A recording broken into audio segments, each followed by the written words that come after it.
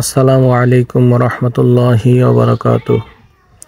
আমরা আজ সকাল 8:30 পশ্চিম বিলভরট তেঁতুলিয়া ঈদগাহ ময়দানে সালাত আদায় করেছি ঈদুল আজহার। সালাত সমাপ্ত করার পর সকল মুসল্লি মিলে বিশ্ববাসীর জন্য দোয়া করা হয়েছে, দেশের উন্নয়নের জন্য দোয়া করা হয়েছে এবং যারা ইন্তেকাল করেছে, পৃথিবী ত্যাগ করেছে তাদের জন্য দোয়া করা হয়েছে। নামাজ সমাপ্ত করার পর আমরা আমাদের বিশেষ যে কাজ, আল্লাহ তাআলার সবচেয়ে প্রিয় কাজ ঈদের দিন, তা হচ্ছে কুরবানি।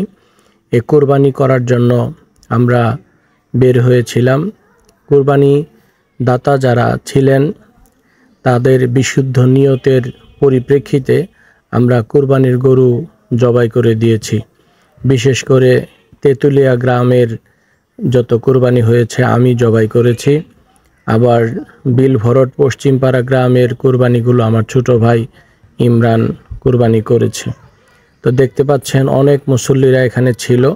এরপরে আমরা কুরবানির কাজে চলে আসছি। অত্যন্ত পরিতাপের বিষয় যে জ্বলন্ত একটা প্রাণীকে এভাবে উৎসর্গ আমরা করি। আসল উৎসর্গ করা উচিত ছিল আমাদের মানুষের মধ্যে যে পশুত্ব রয়েছে এইটা, কিন্তু এই পশুত্বটা আমরা লালন করে বাহ্যিক যে পশু আছে, যেটা আল্লাহ তাআলা আমাদের জন্য হালাল করে দিয়েছেন, এটাকে আমরা জবাই করি। দেখুন, এইভাবে গরুটা প্রসেসিং করা হচ্ছে জবাই করার জন্য। ওইটা জবাই সম্পন্ন করে আরেকটা গরু দাঁড়িয়ে আছে।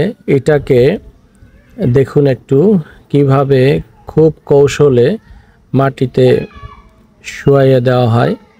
যে রশি বাঁধা হচ্ছে তার পেটে,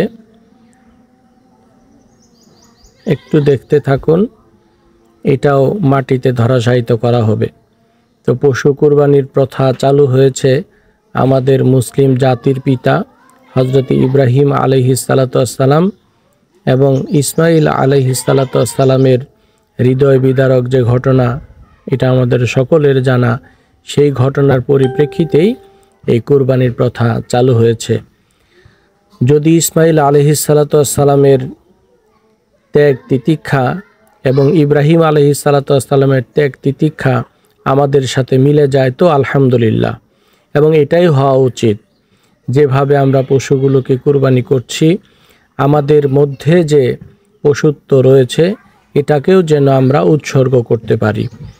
সকল কাজে, সকল কর্মে, কথাবার্তায় আমাদের মধ্যে যে পশুত্ববোধ থাকে, এই পশুত্ববোধকে ত্যাগ করে মনুষ্যত্ববোধ যেন জাগ্রত হয়, সেজন্য আমরা আল্লাহ তাআলার কাছে কায়মনো বাক্যে প্রার্থনা করব।